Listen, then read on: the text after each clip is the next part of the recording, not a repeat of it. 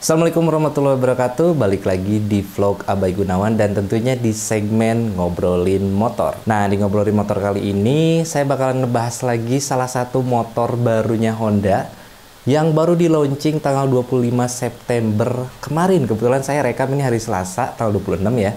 Jadi baru satu hari selang setelah peluncuran motor terbarunya Honda. Motor apakah itu? Ini dia, New Vario 125.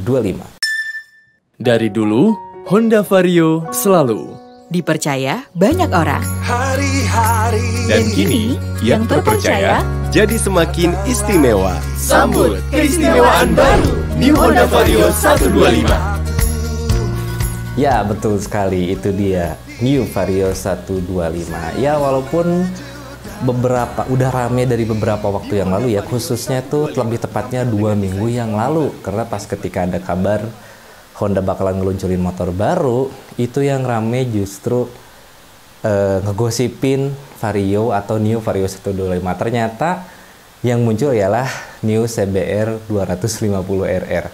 Tapi ternyata Honda sekarang lagi semangat banget ya. Honda tuh lagi menggebu-gebu, lagi ngamuk lah istilahnya, buat ngeluncurin terus motor-motor terbarunya. Dan alhasil, seminggu setelah peluncuran New CBR 250RR, AHM langsung ngeluncurin lagi di 25 September 2022 New Vario 125. Apa aja perubahan yang dialami di New Vario 125 ini? Kita langsung lihat aja detailnya.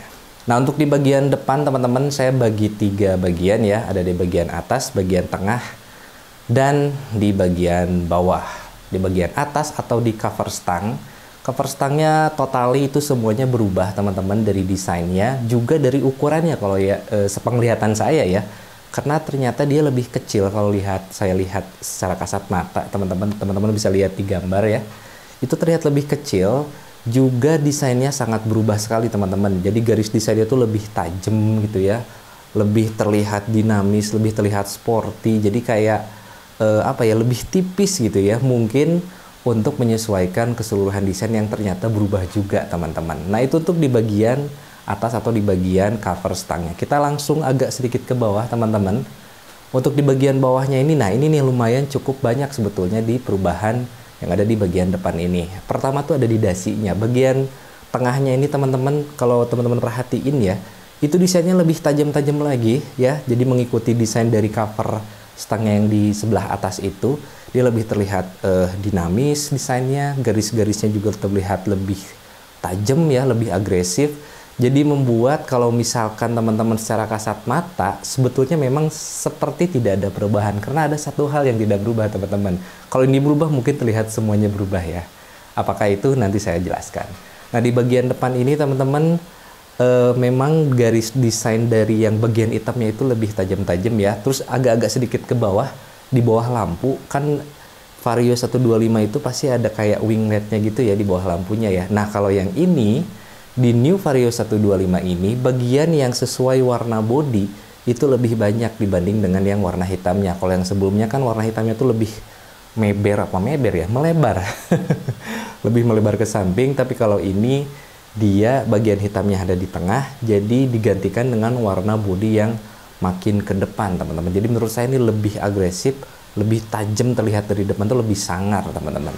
Nah, seperti yang tadi saya bilang, ada satu yang tidak berubah, yaitu ialah bagian lampunya. Nah, ini memang lampu ini menjadi identitas sebuah kendaraan teman-teman ya. Kadang-kadang saya juga kalau di jalan, misalkan ngelihat mobil atau motor ya, dari belakang atau dari depan, malam nih udah ketahuan dari jauh, oh ini mobil ini, oh ini mobil itu, atau oh ini motor ini. Apalagi kalau CBR 150 yang baru atau CBR 250RR, itu dari belakang kelihatan banget, apalagi dari depan ya. Jadi identitas sebuah kendaraan menurut saya pribadi, lampu itu merupakan suatu identitas teman-teman. Nah, tapi karena di Vario 125 yang baru ini dia lampunya tidak diganti, ya jadinya mungkin orang-orang yang tidak terlalu memperhatikan Vario 125 perubahannya, itu akan melihat ya, oh ini kayaknya sama aja sama yang kemarin ya. Padahal ini semuanya ternyata keseluruhan desain berubah teman-teman. Lampunya masih full LED untungnya ya, masih bagus. Jadi kemarin Pak Fareja kalau nggak salah ketika ada launching kemarin di 25 September, saya nonton online kebetulan, itu memang mempertahankan fitur lampu full LED-nya dari depan sampai belakang, teman-teman. Menurut saya ini sangat positif sekali karena memang lampu LED ini sekarang selain menjadi sebuah tren, itu juga bisa mereduksi atau menghemat dari konsumsi aki, teman-teman. Jadi ya bagus lah. Lampu sen tentunya masih LED, ada lampu DRL-nya juga, ada gores-goresan tajamnya juga masih sama banget sama yang sebelumnya, teman-teman ya. Dan lampu utamanya juga terdiri dari 2 klaster, ada lampu jauh atau lampu panjang, ada juga lampu pendeknya. Nah, itu untuk di bagian depannya, teman-teman. Agak sedikit ke bawah di sampingnya ya, teman-teman ya. Di sampingnya itu ternyata agak lebih melebar ya. Jadi kalau misalkan teman-teman itu kayak pijakan selonjoran kakinya ADV 160 tuh. Jadi agak melebar ke bagian kaki bawahnya, teman-teman tuh. Jadi menurut saya ini sangat bagus sekali. Jadi seolah-olah dari depan ini New Vario 125 itu terlihat lebih lebar. Kita bergeser ke paling bawah, teman-teman. Nah, di bagian paling bawahnya ini tentunya itu perubahan ada di spakbor. Menurut saya sih, saya lihat desain keseluruhan dari spakbor depannya juga pun dia berubah sama sekali, teman-teman. Semuanya berubah. Mulai dari dimensinya, ini dia lebih besar, teman-teman ya. Terus desainnya juga lebih agresif karena tentunya di bagian tengah sama cover stang kan agresif juga ya desainnya. Jadi disesuaikan desain dari spakbor depan ini dengan bagian atasnya. Jadi lebih terlihat lebih terlihat seragam lah desainnya, teman-teman. Tentunya juga karena dimensinya berubah, itu dikarenakan bannya juga berubah, teman-teman. Bukan berubah jadi kotak ya, enggak. Tapi ukuran bannya sekarang itu tapaknya lebih lebar. Yang awalnya itu kan 80/90 untuk ban depan ya di Vario sebelumnya, 125 sebelumnya, sekarang menjadi 90/80 untuk ban depannya. Jadi tapaknya lumayan cukup lebar ya, tapaknya 90 dan tingginya itu 80% dari 90 itu, teman-teman. Jadi lebih tipis dari pinggir ya tingginya, tapi kalau dari depan tuh lebih lebar. Menurut saya ini sangat proporsional sekali ya, apalagi pasar Indonesia sekarang memang suka banget sama ban-ban motor yang gambut. Makanya merek sebelah itu hampir penjualannya tinggi di motor-motor yang berban gambut. Setuju nggak? Nah, selain bannya, ternyata peleknya juga berubah, teman-teman. Yang awalnya itu kan garis-garis gitu ya, garis lurus gitu aja lah untuk Vario 125. Dan sekarang di New Vario 125 ini sekarang lebih kayak kipas, tapi tetap 2 garis gitu ya, 2 melintang kayak gitu, tapi tidak terlalu kaku sekarang. Jadi agak sedikit santai lah si bagian desainnya, agak melengkung-melengkung gitu. Kalau nggak salah ini sama banget sama Vario 150 yang jadi kakaknya di generasi sebelumnya. Menurut saya ini lumayan cukup impresif ya untuk perubahan peleknya. Jadi ya bisa dibilang ini hanya memindahkan dari pelek Vario 150 generasi pertama dipindahkan ke New Vario 125 generasi yang terbaru sekarang. Menurut saya ini pilihan sangat bagus buat Honda. Untuk bagian pengereman dan shock breaker semuanya masih sama, pengereman masih pakai atau udah pakai piringan wavy ya, teman-teman ya, yang ada alurnya kayak gitu. Itu sangat bagus sekali. Desain juga jadi lebih menyatu dengan seluruhan desain bagian depan. Tapi kalau untuk bagian depan perubahannya hanya itu aja, teman-teman. Oh, lupa saya satu, spion ya. Ini spion depannya, teman-teman, bukan spion depannya, emang motor cuma satu ya. Spionnya itu ternyata baru juga, semuanya berubah, mulai dari desain depannya ya sampai desain belakangnya itu semuanya berubah, teman-teman. Bentuknya berubah. Karena apa? Karena mungkin untuk menyesuaikan garis-garis desain terbaru yang udah diterapkan di bagian stang ya, cover stang, bagian cover depannya dan bagian spakbor depannya. Jadi ini terlihat lebih menyatu. Good job, bagus banget buat Honda. Setelah kita tadi lihat di bagian depannya perubahannya ada apa aja, kita langsung lihat di bagian samping depannya, teman-teman. Nah, di samping depan kiri dan kanan ini sama aja ya. Saya lihat di bagian kanannya aja, itu ternyata berubah lumayan cukup drastis loh, teman-teman. Yang pertama itu ada di bagian tengahnya ya. Bagian tengahnya itu seakan-akan ada 2 layer, ada bagian atas dan bagian bawah dipisahkan oleh satu garis hitam. Itu ternyata bukan garis doang, teman-teman ya. Jadi ada sedikit coakan ke dalam, seolah-olah itu 2 piece atau 2 piece atau 2 bagian. Tapi saya kurang tahu juga ya, apakah itu memang terpisah, bagian atas bisa dibuka masing-masing ya, satu persatu, atau emang itu kesatuan cuman seolah-olah dibuat tupis, saya kurang tahu. Itu yang pertama perubahannya. Dan yang kedua, ini menurut saya menjadi apa ya, mungkin Honda ingin memunculkan satu identitas ya, membuat satu identitas di Matic mid range-nya seperti Vario 160, ADP 160, dan sekarang adalah New Vario 125. Karena apa?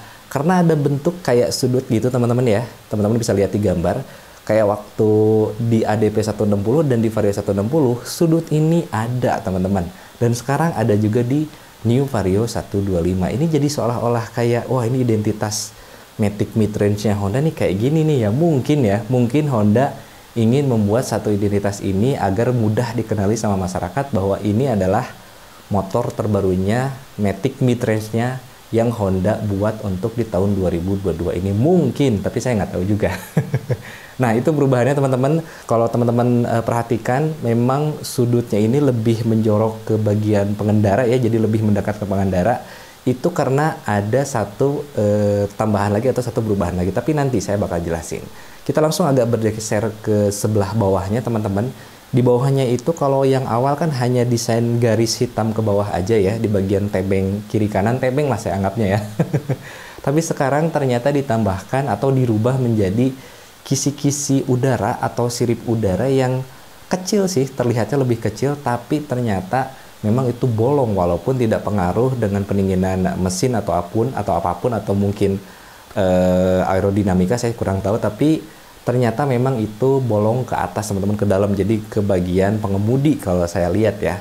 Nah ternyata itu berubahnya lumayan cukup drastis teman-teman, yang sebelumnya hanya garis hitam saja tapi sekarang dibuat seolah-olah seperti winglet. Itu menurut saya desain yang sangat bagus sekali, perubahan yang sangat impresif sekali, walaupun ya sekali lagi ya, karena lampunya tidak berubah jadi ya kayak nggak ada perubahan sih. Tapi kalau diperhatiin ini desainnya sangat menarik sekali teman-teman. Nah setelah itu teman-teman, kita langsung pindah ke bagian lainnya.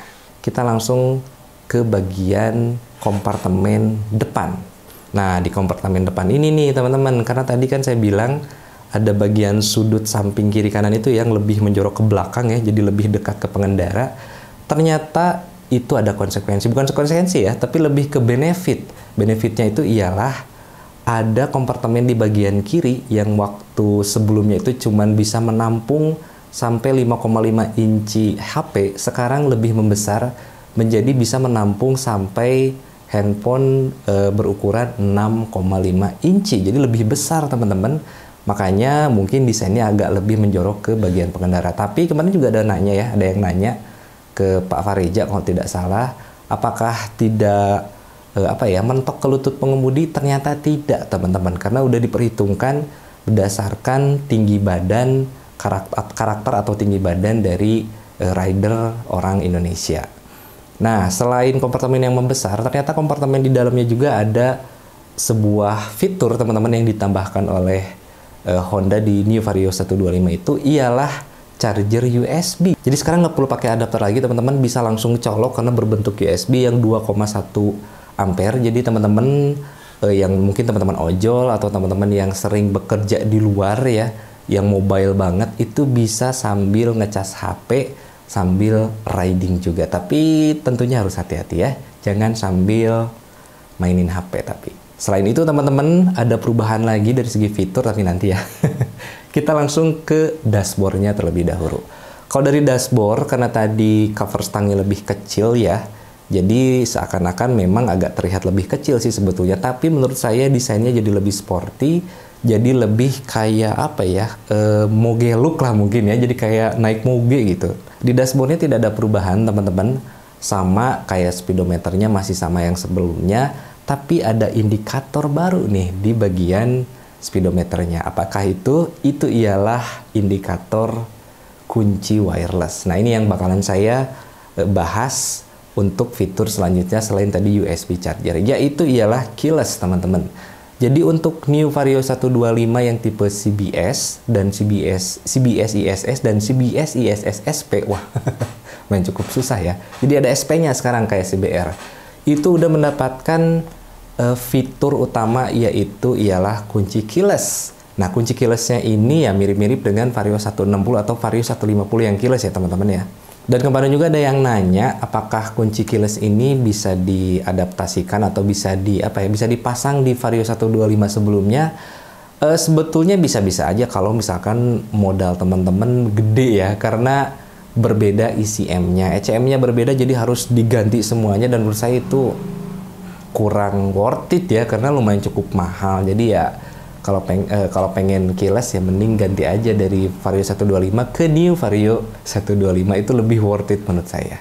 Kunci keyless ini ya sama ya, ada unsur back system, ada alarm dan sebagainya. Jadi teman-teman udah pasti tahulah kunci keylessnya Honda tuh seperti apa. Setelah kunci keylessnya Honda kita bahas, itu fitur kedua baru ya, dua fitur baru dari New Vario 125. Kita beralih ke bodi samping teman-teman. Di bodi samping ini memang kalau terlihat, kalau misalkan teman-teman bukan jarang lihat ya, bahkan sering lihat pun, pasti seakan-akan kalau ngelihat New Vario 125, oh iya udah, nggak ada perubahan ya gitu ya. Tapi ternyata perubahannya lumayan cukup signifikan teman-teman. Karena di bagian bodi dekat kaki rider, bukan kaki rider lagi, dekat step boncenger ya, dekat step boncenger itu, ternyata bagian dari hitam yang ada hitam kulit jeruknya itu ya, di New Vario 125 ini lebih kecil dibanding dengan warna bodinya. Jadi itu kan ada dua part ya, ada warna yang kayak kulit jeruk, ada juga part yang sama dengan warna bodi. Nah, warna bodinya itu, part yang bagian warna bodinya itu lebih tebal teman-teman, lebih ke depan ya, di bagian di sampingnya itu lebih ke depan, lebih melancip. Jadi bagian hitam yang kulit jeruknya itu lebih kecil, dan desainnya pun, goresan-goresannya pun atau garis-garis desain dari bodi sampingnya itu pun lebih tajam teman-teman dibanding dengan Vario 125. Nah, yang paling saya suka di bodi samping ini ya, walaupun ini ada di sebelumnya ya, yaitu ialah antara bodi samping dengan behel belakangnya.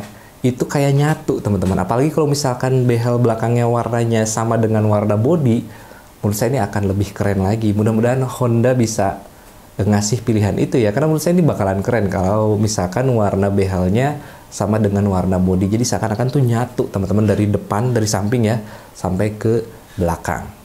Masih di bodi samping teman-teman, ternyata di bagian bawah ya, yang dekat filter udara atau yang dekat kipas itu teman-teman, ada kisi ya, ada kisi udara yang ternyata kalau di New Vario 125 itu bentuknya lebih lebar ya, atau lebih tinggi, lebih membesar dibanding dengan Vario 125.